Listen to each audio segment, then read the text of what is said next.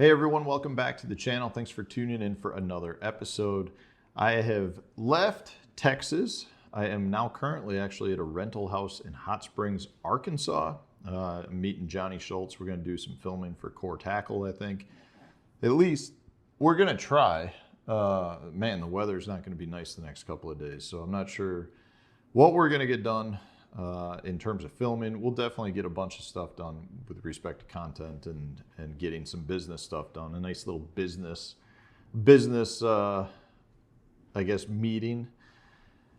But I'm a little bitter regarding the Bassmaster Open. You know, that's the first one of the year. You want to start off on a high note, and I definitely did not do that. It was a tournament. We're going into it. I felt decent. You know, I know my practice wasn't great, but I really liked how things were coming along. I felt like I had some spots that would produce some fish, and I thought 13 to 16 pounds. You know, I really thought 14 pounds was not going to be that hard to catch. But we had a lot of changing conditions. This, in recent memory for myself, this tournament had more changing conditions than I can recall any other tournament I've fished potentially ever. You know, we had really hot conditions during practice, stable, clean water.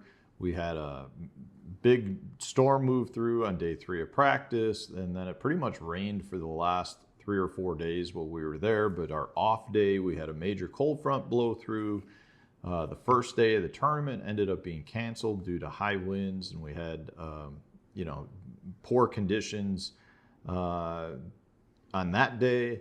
Day 2, then we went out, but before day 2, they canceled day 3, so everyone knew that we were going to actually have a one-day shootout, which changes some of the things as well. But based on just, if you look at just the lake alone, we had several inches of rain before the tournament. The lake started to rise. It came up about a foot from the time our off day was. So over the course of the tournament, it was up over a foot.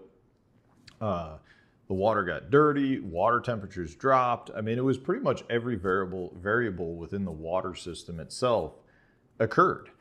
So that changes a lot of things, not to mention then, like I said, on our off day, as well as the first day of the tournament, we had really strong winds, which pushes everything around, stirs everything up. It becomes a difficult task to stay on top of the fish. And, you know, my intention was really to catch a limit first and then go from there in terms of upgrading. But once they announced that we were going to only have a one-day tournament, I kind of decided to flip-flop it. I actually wanted to start in some areas where I felt like I had the potential to catch big fish, thinking at the same time I would probably catch a few keepers here and there.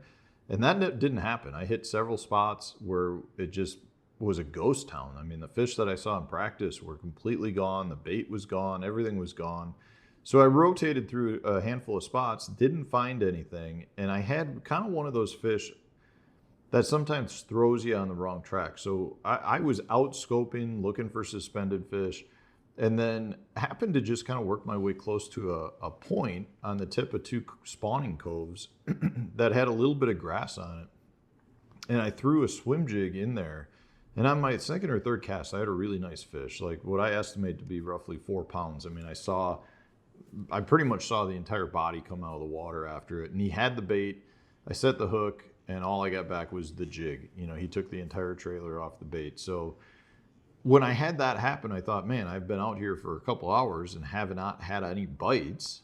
So, you know, I move in shallow, make a cast, and get a bank-related fish to bite real fast. So at that point, I was like, you know what? I'm going to go run some shallow stuff that I had fish on earlier in the week, and ended up doing that, and it was just not on yet. And I think it had to do really with the cold morning.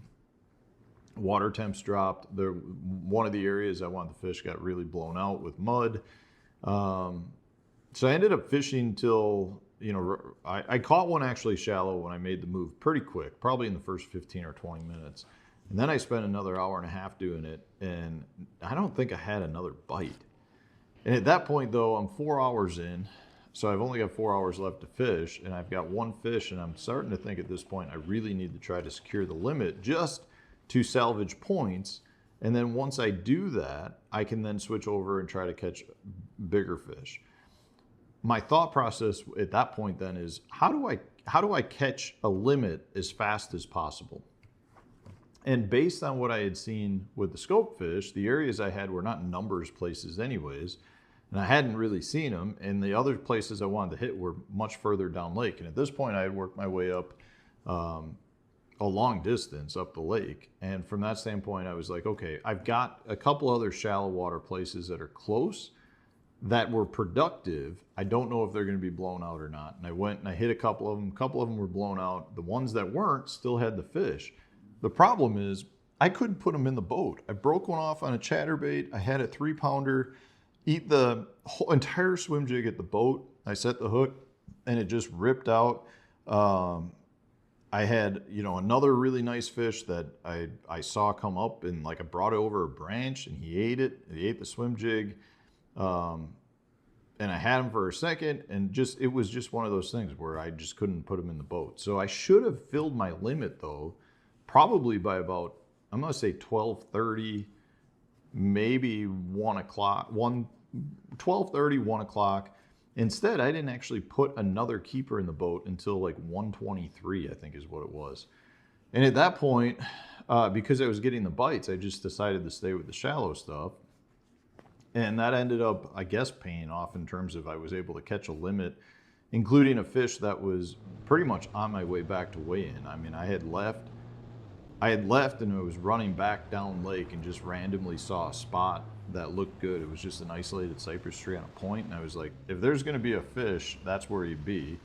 And I fired a cast in there and caught like a 2-pound spotted bass, and that was my limit. So obviously I'm not happy. I think I finished 156th out of 230 guys. Not acceptable. Not a good start to the year. I don't think it makes me it knocks me out of the EQ chances. I think if I have 3 good tournaments, I can still get into the EQs. But just, from a practice standpoint, from a tournament standpoint, I'm not satisfied. I was expecting better. I felt like I was getting bites consistently enough that catching a limit wasn't going to be a problem. And in fact, it was. And I know a lot of guys said the same thing. I think there were a lot of fish that did end up moving. And if you weren't able to relocate them, you were in some trouble like I was, and relocating is not always as easy as just saying, okay, they're not here, they went there. So when they're roaming fish, they could go that way and you go looking that way and you never recontact them. So definitely a frustrating day, a frustrating outing. Hopefully you guys enjoyed the content. I'm going to try to do the practice recap videos, on the water recap videos when I can. I couldn't do day 3 on the water because we had rain all day and it just wasn't working with the cameras. But I plan to try to do more of that. I think it's worthwhile to kind of see my thought process while I'm practicing. And I think the feedback was really good. So I will continue to try to do that. It is a little bit exhausting when you fish all day on the water, get off, and then have to go right into editing mode to get the videos out in a timely fashion, but I think it's beneficial. So we will do that. Otherwise, I appreciate all the support, guys. I've gotten a lot of well wishes. Don't worry about my mindset. My mindset is really very rock solid when it comes to fishing. In fact, it's actually, it's very evident to me that when I'm struggling on the water, that my motivation and my determination are, they do not dwindle. I actually have much more motivation when I'm struggling because I'm that much more dialed in and motivated to catch them when I'm not catching them. So it's just one of those things where it's sometimes a bad day is a good day. In this case, I actually was there was a small win in terms of catching a limit, even though I had 1 fish at 123. So to salvage a limit in the last hour of fishing time was good, and it's a small win. Again, it doesn't really do much for me, but we'll get them at the next one. Bad tournaments happen. You don't always catch them. Anyways, thank you again for the support. Thank you for watching, and stay tuned. We'll have more videos coming out for you tomorrow.